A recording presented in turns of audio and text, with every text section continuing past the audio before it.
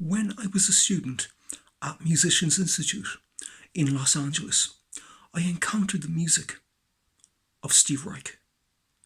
The two pieces that I studied profoundly were It's Gonna Rain and Come Out.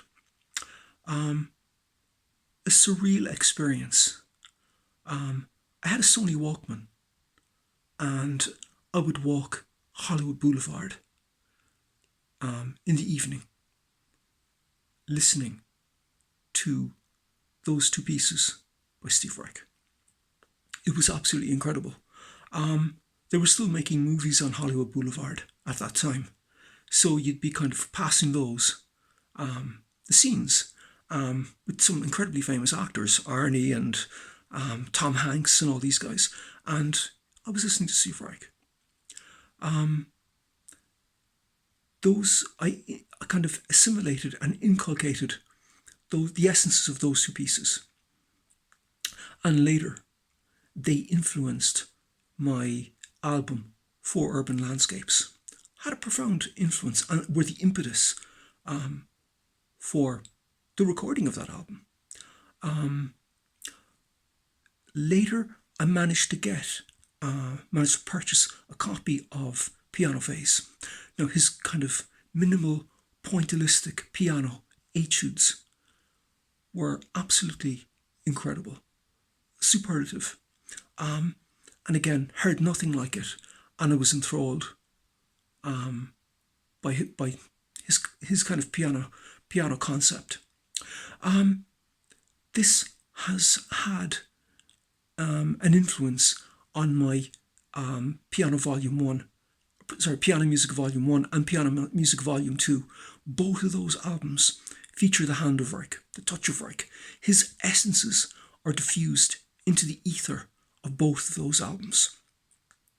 I have even two new compositions, Tehillim Phase and Quiescent Quern, and both of those tunes, even though they're in a contemporary setting, feature the aesthetic of Steve Reich.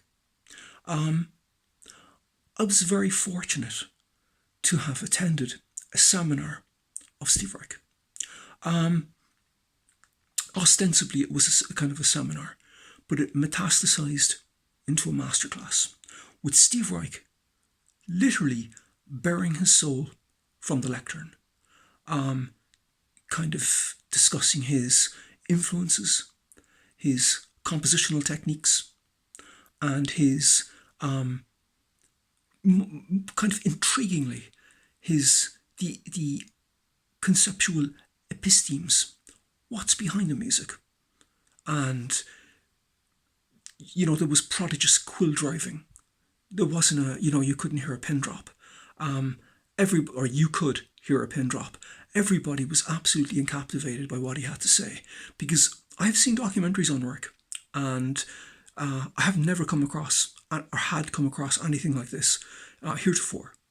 And it was just absolutely the best lecture I had ever attended in any discipline, and to a packed house. And the thing is, Steve's kind of concept, the kind of phase concept, kind of the pointillistic minimalism, he studied with Luciano Berio in Mills. And the thing is that, he could have gone down the atonal road, like atonal serialism, but he actually went into something that is incredibly appealing to the to the masses, actually. And it's got him absolute massive world fame, whereas had he gone down the Berio route, he would not be anywhere near as famous as he is. And he's very intellectually endowed, very approachable, and very affable.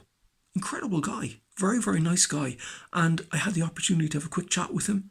There was obviously the whole room wanted to shake his hand, but I did have the opportunity to shake his hand, thank him, and also fantastically bequeath him a copy, one of the first copies of Chamber Trio, with Matthew Shipp, Matt Maneri, and myself.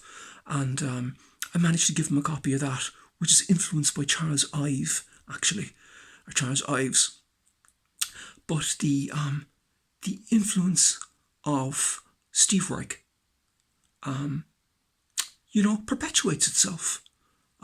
Certainly with me, and with an array of famous composers all over the world.